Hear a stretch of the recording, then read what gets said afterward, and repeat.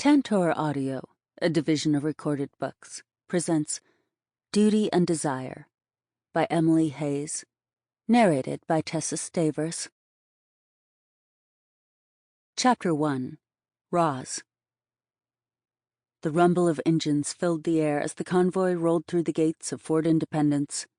The base sprawled across a mountainous valley, thick pines enclosing it at one end. The sky was so close, a cold crystal blue. General Ros Carson sat in the lead vehicle, her expression set in a familiar, stern mask that had long since become second nature over her illustrious career. Her sharp gray eyes scanned the base as they rumbled past rows of barracks, training grounds, and milling soldiers. A new command, a new challenge? The convoy rolled to a halt outside the front of the command center, a sturdy utilitarian building nestled in the heart of the base. Cold mountain air greeted Ros as she stepped from the vehicle, brisk and unforgiving, much like the reputation she had built for herself over the years. Tugging at her lapels, she straightened her uniform to get rid of any creases formed over the long journey. It would not do to appear scruffy when making first impressions. She took a moment to survey her surroundings. The base was larger than she'd expected. She knew it was a critical outpost in the region, and its location was of strategic importance, but all that information would do nothing to actually prepare her for the work needed. Awaiting her was a small group of senior officers standing at attention. Their postures were rigid and expressions carefully blanked, but Ros could see a hint of caution. She knew what they were concerned about. Stories of her rigidity had undoubtedly preceded her. It was no matter. She had never been one to concern herself with what others thought. Her job was to command, lead, and ensure the success of any missions that came their way. If her officers obeyed orders, they had nothing to worry about. As she approached the officers, one stepped forward and saluted. The eagle pinned to his collar marked him as Colonel Hale, the highest-ranking officer under her new command. He was a tall man in his late 40s with a square jaw and serious demeanor. His eyes betrayed a hint of nervousness as he met Ros's gaze. "General Carson, welcome to Fort Independence," he said, his voice steady. "I trust your journey was uneventful. We're honored to have you here." "Thank you, Colonel," she saluted with precision. "I trust everything is in order." "Yes, ma'am. We've prepared a briefing on the base's current operations, as requested." Ros nodded. That was a good start. There was little time to waste on pleasantries, and she would much rather dive straight into the work. "Well then, let's get to it. Lead the way." Without further ado, the officers led her inside the command center. The interior was as utilitarian as the exterior.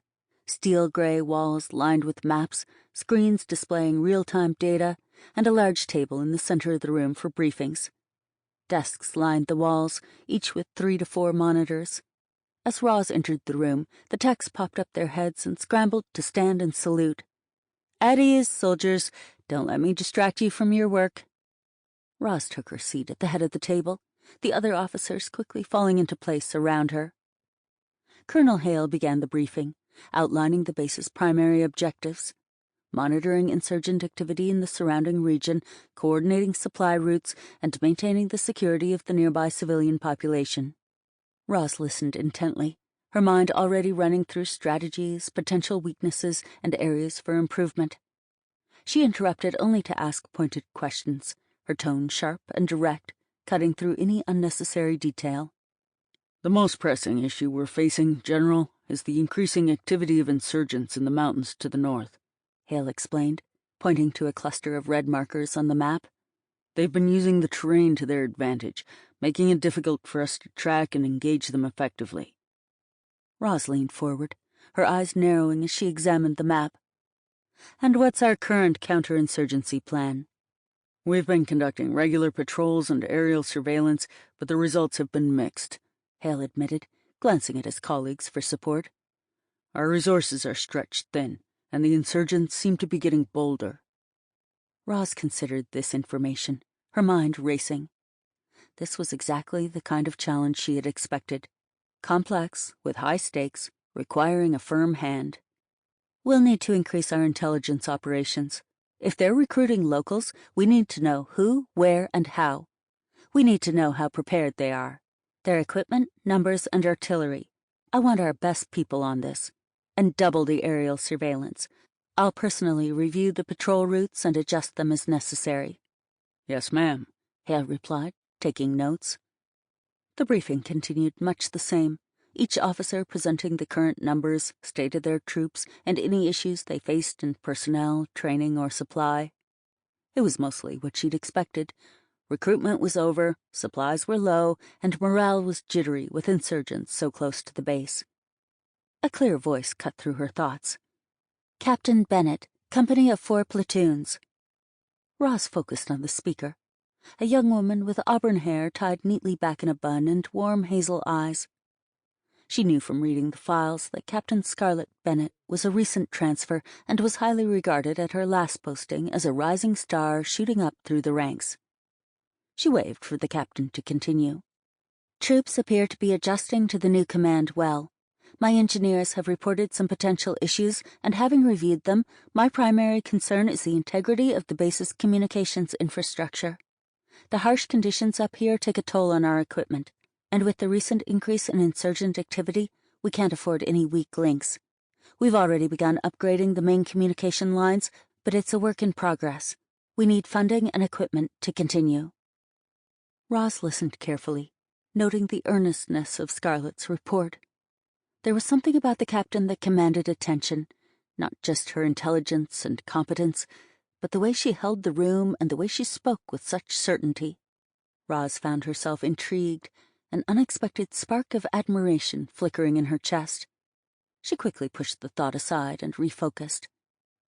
Captain Bennett, having reviewed base reports prior to my arrival, your assessment is accurate, Ros said, her tone neutral but approving. Prioritize those upgrades and coordinate with Colonel Hale to ensure that all essential systems are fully operational. I want a status report by the end of the week. Yes, ma'am, Scarlett replied, a hint of a smile playing at the corners of her mouth. Ros watched as she quashed the smile, a blank expression coming over her face. She must have been nervous requesting that after only recently arriving herself. Well, at least I know one officer is interested in the good of their soldiers more than the game of politics. Ros had never been able to respect those who rose through the ranks by stepping on those beneath them. With the briefing concluded, Ros stood, signaling the end of the meeting. Thank you, officers. We have a lot of work ahead of us. Dismissed. As the officers filed out, Ros lingered for a moment, her mind already spinning with plans and strategies. But as she glanced toward Scarlett Bennett, who was gathering her materials, Ros couldn't help but feel a flicker of something she hadn't anticipated, a sense of curiosity that caught her off guard. The sun climbed steadily as General Ros Carson moved through the base. Her quiet, authoritative presence drew eyes wherever they went. Her tour had begun immediately after the briefing. There was no sense in dallying. As she made her way through each building, she maintained her austere demeanor with the officers, letting a small ghost of a smile play across her face when talking to the boots. She ensured to speak with officers, NCOs, and soldiers alike, each interaction brief but intentional. Ros knew that the troops rarely trusted new brass. She would have to earn their respect, and understandably so. A bad general would put service members at risk. Ros held the very lives of her soldiers in her hands, and while she knew that she would never use them as pawns, her new division had no reason to trust that yet. It would come in time. Her father, who had also been a general, had taught her that a commander's strength came not from their own strategic genius, but from understanding the people they led. At the barracks, she observed the living conditions, Spartan but sufficient. In some areas, the heating had obviously malfunctioned as there were space heaters dotted around. Captain Bennett was correct, then. There certainly were some infrastructure issues that needed fixing promptly. Space heaters would work as a temporary fix, but her soldiers would not perform at their peak if they were frequently freezing. The mess hall was orderly, and the kitchens were clean and well-stocked. The soldiers seemed disciplined, from what she could observe, and the training areas were well maintained. There was certainly room for improvement, though. She made a mental note of anything that caught her eye to make a record later. As amusing as it might be, it wouldn't do any good to make her new officers anxious by scrawling on her clipboard the whole time. With how nervous some of them already were about General Carson's arrival, she thought they might have a breakdown if she did that. Perhaps she'd reserve that special treatment for any of them who really ticked her off. No matter how much she immersed herself in the day's duties, Ros couldn't fully shake the image of Captain Scarlett Bennett from her mind. The captain's confident manner and the way she had held the room during the briefing lingered with her like a shadow she couldn't quite dispel. The fact that she had obviously managed to begin gaining trust from her new company was telling, too. Ros got the feeling that Captain Bennett was someone she ought to enjoy working with, someone who held herself to the same high standard that Ros held herself. As she walked through the engineering sector, checking in on the ongoing repairs and future planning, Ros found herself involuntarily comparing every officer and soldier she met to Scarlett. None had the same sharp fire in their eyes. Certainly, none kept themselves as calm when presented with the opportunity to meet with the new general as Bennett had. After the briefing, although the captain had lingered, she didn't make a beeline to introduce herself as others had. Ros had gotten the impression that Scarlett didn't feel the need to ingratiate herself, a quality Ros couldn't stand. Scarlett had impressed her, certainly, but there was something more, a sort of pull that made Ros uneasy. Pausing in front of a massive satellite dish, Ros watched as engineers worked on calibrating the equipment, their movements precise and coordinated. The captain's voice echoed in her mind, her clear and composed briefing replaying itself like a song on loop. Bennett's slight smile was engraved on the inside of her eyelids. Ros had been around confident officers before, but there was a steadiness to Scarlett, a quiet resolve that Ros couldn't ignore. She just couldn't figure out what it was about her that had captured her attention so completely. Ros's hand tightened on the edge of the blank clipboard she carried. She had always prided herself on her ability to compartmentalize, to separate her personal feelings from her professional responsibilities. But something about Scarlett was different. Perhaps it was nothing, or perhaps it had been too long, and she was craving a close connection. General Carson? The voice broke through her thoughts, pulling her back to the present. It was one of the engineers, a young sergeant with a hopeful expression. Is there anything specific you'd like us to focus on? Ros blinked, refocusing on the task at hand. Ensure the primary communication lines are fully operational by the end of the day, she said, her tone all business. And double-check the backup systems. I don't want any surprises. Yes, ma'am, the lieutenant responded, snapping a quick salute before hurrying off to relay her orders. Ros watched him go, her thoughts still swirling. As she continued her tour visiting the medical facilities, the armory, and finally the command center's tactical operations room, she found herself more and more distracted. It was late afternoon by the time Ros finished her rounds, the day fading into dusk as she made her way back to her office. The base was alive with activity, soldiers moving about with purpose, vehicles rumbling in the distance, and the hum of generators filling the air. She paused outside her office door, taking a moment to breathe in the crisp air, trying to clear her mind. But as she stood there, the image of Scarlett Bennett persisted, more vivid than ever. Ros could almost see the captain's confident smile, the way her eyes had held Ros's gaze without flinching. It was a dangerous distraction, one that Ros knew she needed to address, but she couldn't deny the stirrings of something she hadn't felt in a long time. She shook her head, willing herself to focus. There was work to be done, and she was determined not to let anything or anyone distract her from her duty. But as she finally entered her office and sat down at her desk, Ros knew that keeping her thoughts purely professional when it came to Scarlett Bennett was going to be more challenging than she had anticipated. As the day drew to a close, the vast expanse of Fort Independence began to quiet down. The hustle and bustle of soldiers going about their duties gave way to a more subdued rhythm.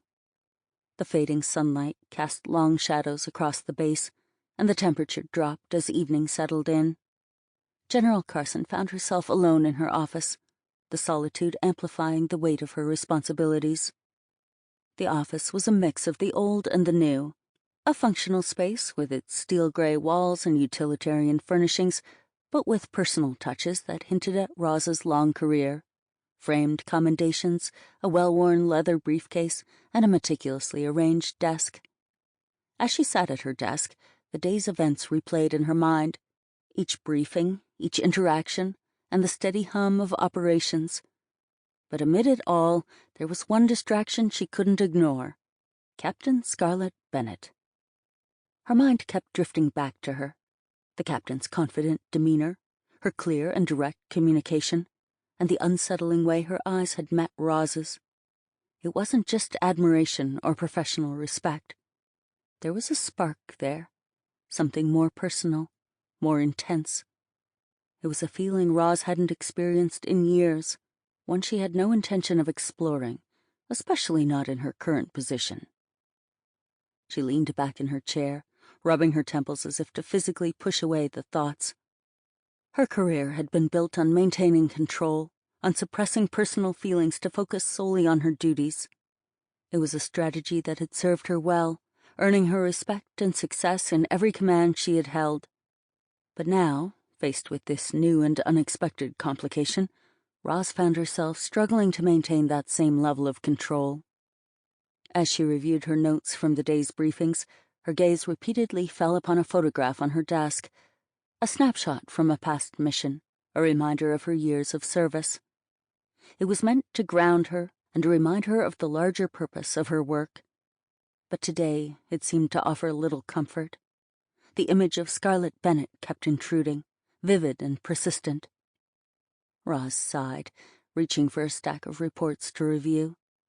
She tried to immerse herself in the details of logistics and strategy, but her concentration was fragmented. The paperwork became a blur of text and figures, the numbers and charts failing to capture her full attention. She knew she had to stay focused, to keep her emotions in check, but the attraction she felt toward Scarlett was proving to be a formidable challenge. She stood up abruptly, deciding that a walk through the base might clear her head.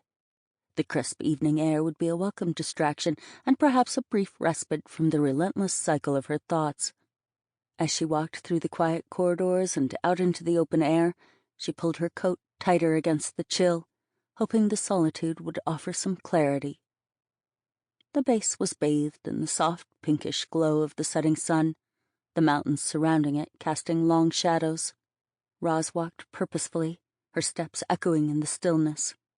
She glanced around, taking in the serene beauty of the landscape, a stark contrast to the turbulence within her. The base was functional and efficient, a testament to the hard work of those who served there. It was a place of discipline and dedication, qualities that Ros had always embodied. Yet as she looked out over the base, the image of Scarlett, her assured stance, her bright eyes, haunted her. Ros knew she had to keep her distance from Scarlett to prevent these feelings from affecting her judgment. It wasn't just about professionalism. It was about ensuring the effectiveness of her command and the integrity of her decisions. Back in her office, Ros made a resolute decision. She would maintain her distance from Captain Bennett. The attraction she felt was a dangerous distraction, one that could undermine her authority and cloud her judgment. She would not allow personal feelings to interfere with her responsibilities.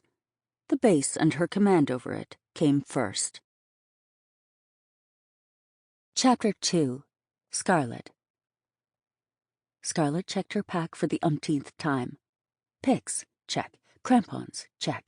Flares, check. First aid, food, knife, clips, rope, radio. Check, check, check. Yes, she had everything.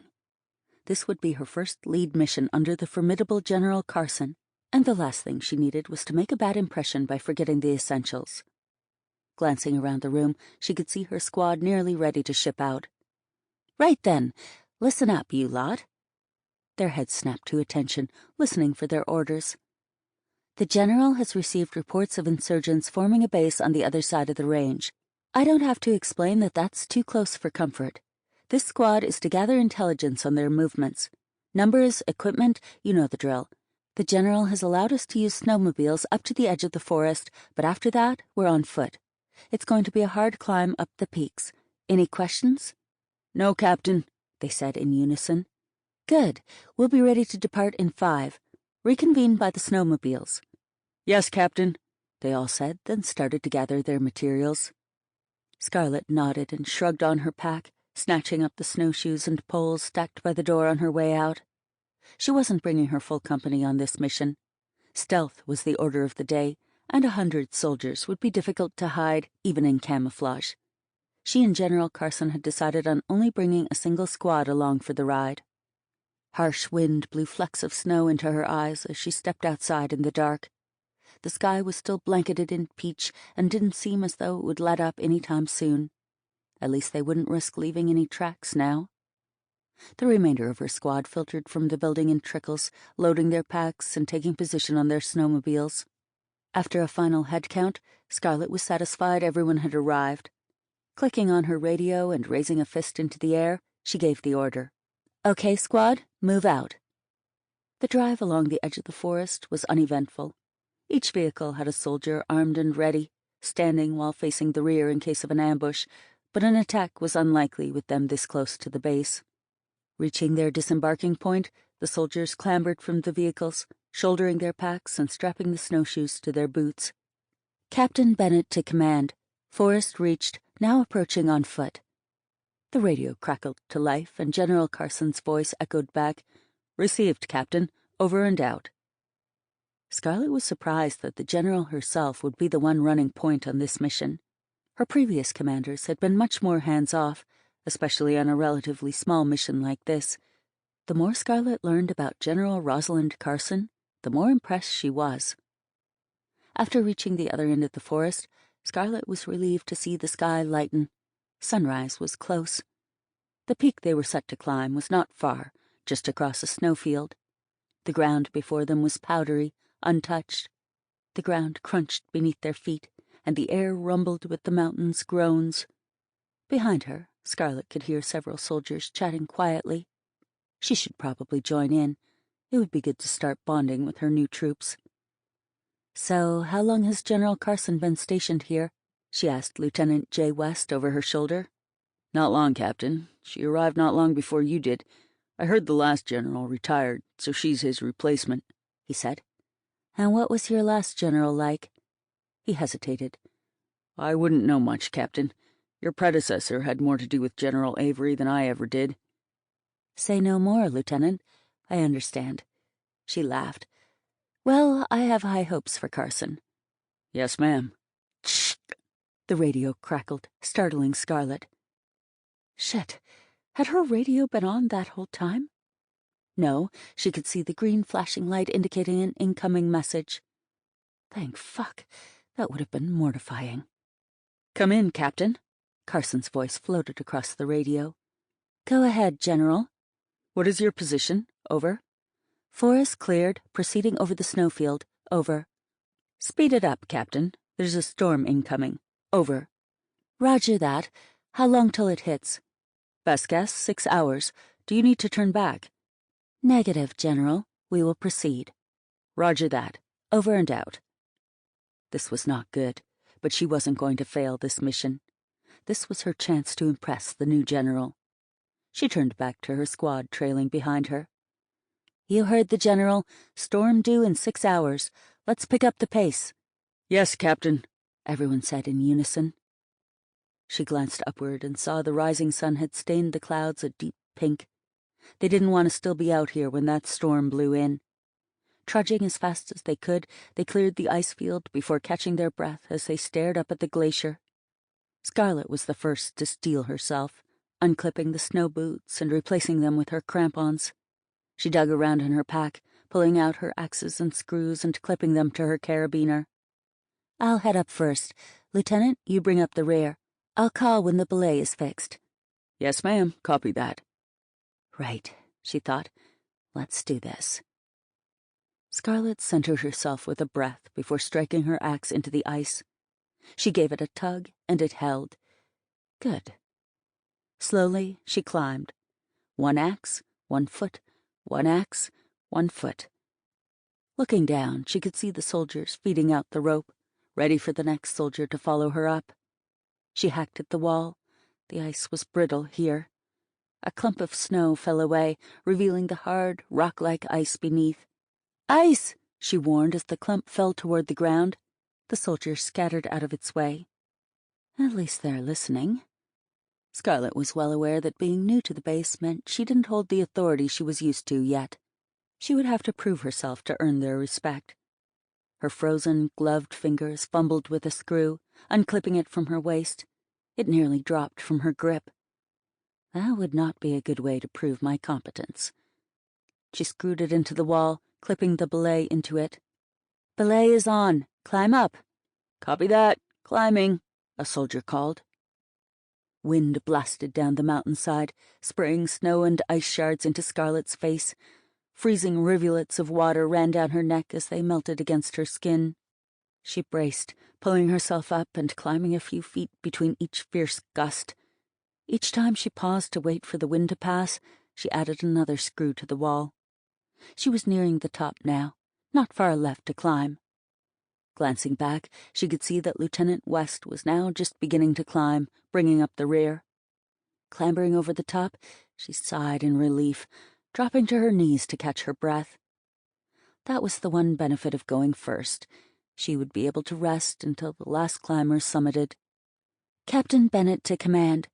"Come in, Captain," General Carson replied. "Ready and in position, General." "Go ahead, Captain. No comms until you've established it's safe." "Yes, General. Over and out." Chapter 3. Scarlett. Showtime. Waving them over, her squad trudged through the snow to huddle around. "From here, we are on our own. No talking unless necessary. This is a stealth mission. If we're spotted, our information will be useless. Stay out of sight, low to the ground." Once they had neared the edge of the outlook, Scarlett dropped to the ground, her white camouflage now hopefully obscuring her movements if the insurgents had surveillance. Crawling through the ice and snow was difficult, the still-dropping ice shards complicating it even further. Scarlett reached the edge of the outcrop. She could just about make out some dotted figures milling around in the distance. So they are here, then. Slowly, carefully, she pulled her binoculars from her pack and zoomed in on them. Tents littered the valley, with the largest encircled by smaller ones in the center of the encampment. Insurgents wandered in and out of the tents, each one armed with an assault rifle. Snowmobiles patrolled the edges of the valley, packed with even more militants. Next to her, Scarlett could hear Private Lance muttering under his breath, counting the number of insurgents present at the camp, or at least all the ones he could see. Scarlett slipped her binoculars back into her pack and pulled out the camera. Moving as little as possible, she photographed the insurgent camp. The central tent, the snowmobiles on patrol, the soldiers wandering about. Anything she could see was captured. Lance stopped muttering. He must have completed his count. Scarlett glanced at her watch. They didn't have much time until the storm hit. Discreetly gesturing to her troops, she signaled their retreat. "Good work, squad. The intelligence we've gathered today will go a long way to help command. Time to head out. We don't want to risk getting stranded out here when the storm hits." Scarlett had plenty of time to think once they reached the cliffs again. Being the lightest of their squad, she would descend last, clearing the screws and making sure the only evidence of their ever being there were merely 2 holes in the ice where they tied their anchor. She watched as the last private backed up over the cliff and waited for the signal to begin her own descent. Being the last, she wouldn't have the peace of mind that the anchor was backed up by screws. She would have to trust the ice and her squad mates below to keep her from falling. "All clear, Captain." Scarlett had never been overly fond of abseiling. Going up was fine, but she wasn't in control if something went wrong while rappelling down. She noticed clouds darkening in the distance and knew she couldn't delay. If they were still at the base of the cliff when the storm began, they ran the risk of the ice collapsing on them.